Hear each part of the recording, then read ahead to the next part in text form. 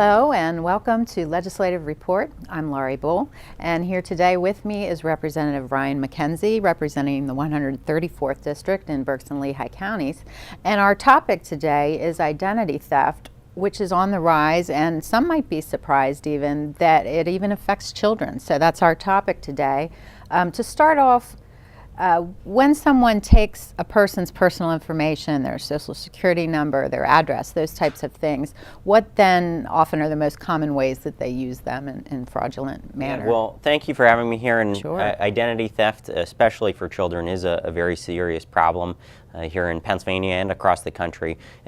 Some of the most recent data the FTC has, the Federal Trade Commission has, is that in 2011, about 10 million people were victims of identity theft, causing billions of dollars in damages. And with children especially, it's just something that goes undetected because you aren't checking their credit reports or they aren't seeing their bank statements on a regular basis. So that's something that can go unnoticed for a very long time. And when an identity theft occurs, to your point and your question there, is an identity thief. They're typically using it to receive government benefits, to open a bank account or a new credit account, maybe for medical benefits or also for tax purposes. So could be a wide range of things that they might use that identity information for. So again, you really have to be on your toes and on the lookout, not only for yourself, but also your children. And unfortunately, once it happens, it takes a long time to work through and get those things fixed as well. That's absolutely correct. And so there are some things you can do when you find out an identity theft may occur or might have occurred. And so some of the things that you want to look for are some warning signs that are out there. So if you ever receive tax statements from the IRS for your child, obviously if they haven't been working, that should raise a red flag for you. Maybe some collection notices that might be addressed to your children. Could be any number of things. Government benefits statements could come to your children. You know, these things, you shouldn't just dismiss them as an accident or a mistake. You should actually look into them and see if there was some kind of identity theft that occurred there. And so when these things do happen, you want to alert the credit reporting agencies. So there are obviously 3 main credit reporting agencies here in the United States. You want to alert them of that. You can put a fraud alert on your account, maybe even a credit freeze if there's been some serious damage to the account. And you can also notify the FTC in certain instances if it's a medical identity theft or tax identity theft for relating to you or your child. You might also want to file a police report on that as well. As we said, I think most people have heard about identity theft for a long time, but this is a new thing we're hearing about with children. You have a resolution regarding that. Sure. Can you tell us about that? I've actually done 2 things. Last year, in November of 2012, I introduced a resolution just to raise awareness on the issue in the House. And so we passed that unanimously, and it gained some good attention. And so going forward, I'm going to be looking at introducing another resolution. And what that one would center around is there was a program that was introduced in Utah.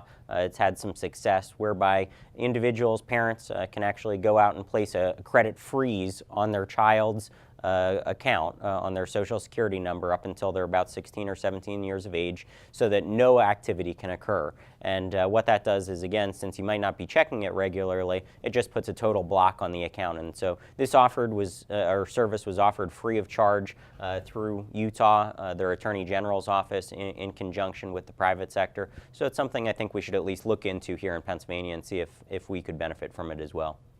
What types of things should people be doing to kind of protect themselves from these folks that are really out to be predators? Yeah, I think really it falls into 2 categories in my opinion. So the first is just safety, protecting your documents and the information. And then the second is also building awareness with your children, your family, seniors, anybody who might be a victim. And so on that first part about prevention and just safety, you should always shred your documents. You should keep social security cards and critical information in a safe place in your home.